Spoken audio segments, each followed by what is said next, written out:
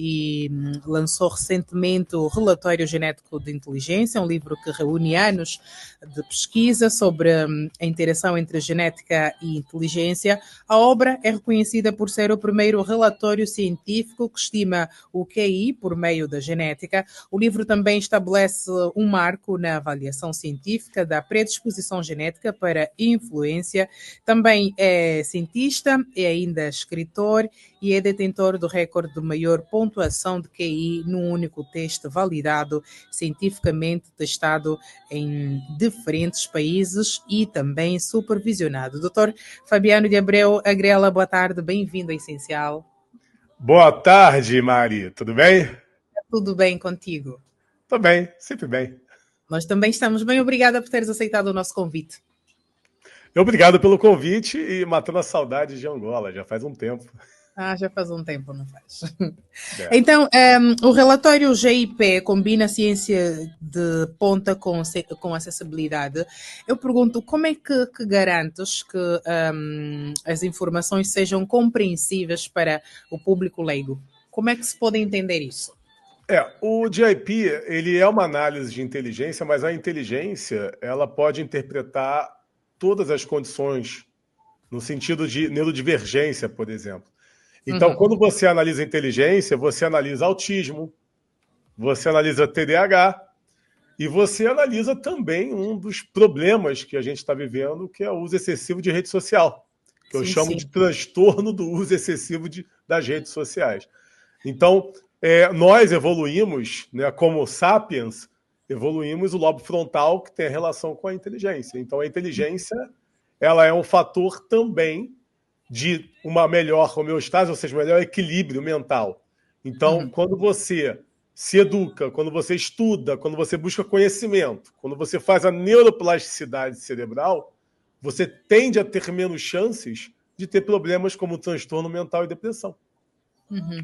Muito bom, muito bom. E quais são as principais implicâncias do relatório GIP para a educação? Ou seja, como é que vês a aplicação dos resultados na prática educacional? Como é que se pode pôr isto em prática na educação?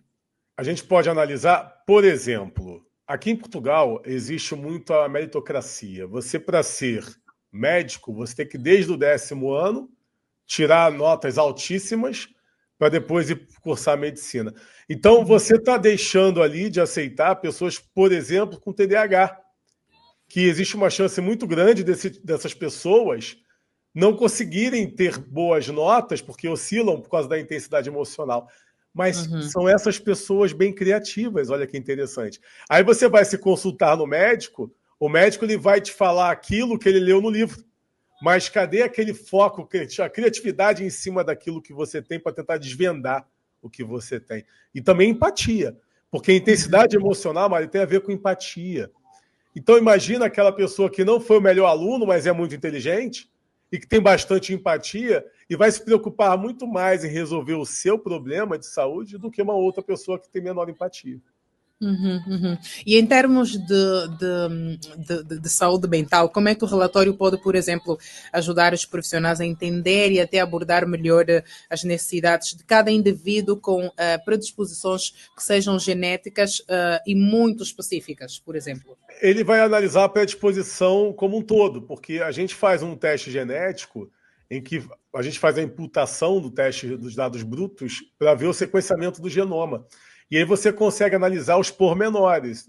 Por exemplo, doenças genéticas que você possa ver aí em Angola e você desvendar se aquela pessoa tem uma predisposição mais alta ou não a apresentar. É um desafio que a gente está tendo pela frente, porque o nosso parceiro ele é o Foco Saúde, é o nosso representante em Angola. Então, o desafio é a gente conseguir levar esse teste genético para Angola. E, claro, no valor acessível também.